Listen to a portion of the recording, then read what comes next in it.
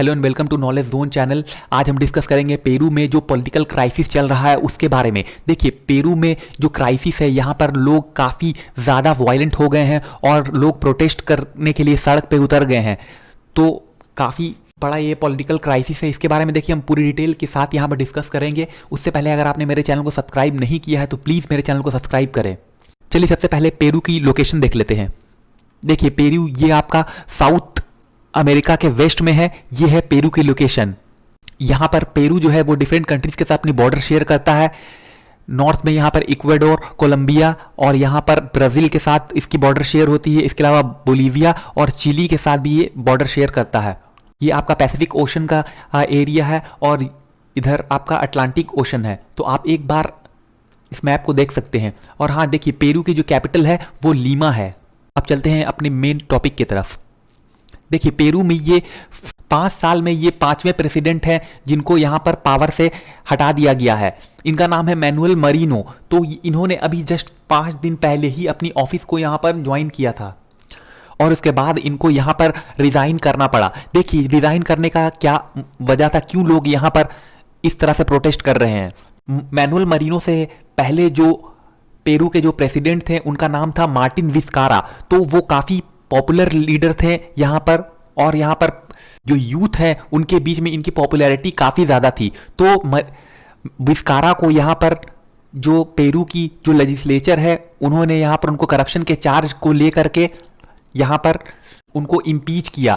तो ये जो ग्राउंड थी यहाँ पर परमानेंट मॉरल इनकैपेसिटी के ग्राउंड पे उनको यहाँ पर इम्पीच किया गया है, जिसकी वजह से लोग काफ़ी गुस्से में हैं और पॉलिटिकल अनरेस्ट है कंट्री के अंदर, जिसकी वजह से काफ़ी वायलेंट क्लैशेस भी देखने को मिले हैं। तो यहाँ पर एक प्रेशर क्रिएट किया गया जिसके वजह से यहाँ पर मैनुअल मरीनो जो कि एक इंटरिम प्रेसिडेंट के तौर पर 5 दिन पहले ही जिन्होंने अपनी ऑफिस ज्वाइन की थी उनको भी यहाँ पर रेजिग्नेशन देना पड़ गया। अब जान लेते हैं कि क्या वजह है, किस तरह से ये क्राइसिस जो है वो पेरू में अभी देखने को मिल रहा है। देखिए, यहाँ पर जो प्रेसिडेंट जिन्होंने अभी अपना रेजिग्नेशन दिया है मरीनो, तो उनसे पहले जो प्रेसिडेंट थे उनका नाम था मार्टिन विस्कारा। वो एक सेंट्रिस्ट फिगर थे जो कि किसी भी पॉलिटिकल पार्टी से एफिलिएटेड नहीं थे। तो ये पहले वाइस प्रेसिडेंट जो है वो बने 2016 में। इसके बाद ये प्रेसिडेंट बने 2018 से। उसके बाद ये पेरू के प्रेसिडेंट रहे। तो यहां पर विस्कारा ने जब प्रेसिडेंट की पोस्ट ली तो उन्होंने प्रॉमिस किया कि वो जो भी करप्शंस के जो भी पेरू में करप्शन है उसमें रिफॉर्म लेके आएंगे। इसके अलावा जो भी लेजिस्लेटिव और जुडिशियल ब्रांच है गवर्नमेंट की उसको सुधार करेंगे और कंट्री को ये ग्रोथ की तरफ लेकर जाएंगे। तो इनके इस टेन्योर में काफ़ी ज़्यादा इनको सपोर्ट मिला, क्योंकि जो इनका जो मुद्दा था वो काफ़ी क्लियर था। वो किसी भी तरह की करप्शन को सपोर्ट करने के मूड में नहीं थे। तो यहाँ पर यूथ जो थी वो काफ़ी ज़्यादा इनके फेवर में थी। तो जब से इन्होंने अपनी ऑफिस से को ज्वाइन किया था तो विस्कारा के जो रिलेशन थे कांग्रेस से वहाँ की पेरू की, तो उनसे काफ़ी ख़राब थे। देखिए, पेरू की जो लेजिस्लेटिव बॉडी है वो यूनिकैमरल लेजिस्लेटिव बॉडी है और इसमें 130 मेंबर होते हैं, जिसको 2019 में डिसॉल्व किया गया, जिसके बाद एक कॉन्स्टिट्यूशनल क्राइसिस यहाँ पे देखने को मिला। इसके बाद जो इसकी इलेक्शन जो हुई वो जनवरी में हुई, जिसको अपोज किया गया पार्टी के द्वारा। तो जब से ये इलेक्शन हुई तो पेरूवियन कांग्रेस ने यहाँ पर विस्कारा को रिमूव करने की कोशिश की। तो यहाँ पर 2 बार इनको रिमूव करने की कोशिश की गई थी। तो जो पहली कोशिश थी वो सितंबर में की गई इस साल, जहाँ पर उनकी एक ऑडियो रिकॉर्डिंग को एलिजिबली इम्प्लिसिट किया गया विस्कारा के अगेंस्ट में, जहाँ पर उनको स्कैम, एक इन्फ्लुएंस पेडलिंग स्कैम के लिए यहाँ पर इम्प्लिसिट करने की कोशिश की गई। तो यहाँ पर जो फर्स्ट इम्पीचमेंट था वो तो यहाँ पर नहीं हो पाया, क्योंकि विस्कारा ने इस सारे चार्जेस को अपने ऊपर बेबुनियाद बताया और कहा कि इस तरह की कोई भी चीज़ उनसे जुड़ी हुई नहीं है। तो यहाँ पर जो सपोर्ट था वो वहाँ के लेजिस्लेटिव को मिल नहीं पाया, जिसकी वजह से यहाँ पर विस्कारा को इम्पीच नहीं किया जा सका। फिर दूसरी बार जो सेकंड अटेम्प्ट है वो अक्टूबर में उनके खिलाफ किया गया। तो यहाँ पर उनके खिलाफ फिर से करप्शन के चार्जेस लगाए गए 22.3 मिलियन सोल्स की, जो कि अनप्रूवन ही रही। तो उसके बाद जो गवर्नर थे साउथर्न मोकीगा रीजन के, जब उनको यहाँ पर इम्पीच करने के लिए वोटिंग की ज़रूरत थी तो यहाँ 9 नवंबर के दिन उनके अगेंस्ट में 105 वोट पड़े और 19 वोट जो थे वो उनके अगेंस्ट में पड़े, यानी कि 105 लोगों ने उनकी को यहाँ पर इम्पीच करने के लिए वोट दिया और 19 लोगों ने उनको इम्पीच ना करने के लिए यहाँ पर वोट दिया।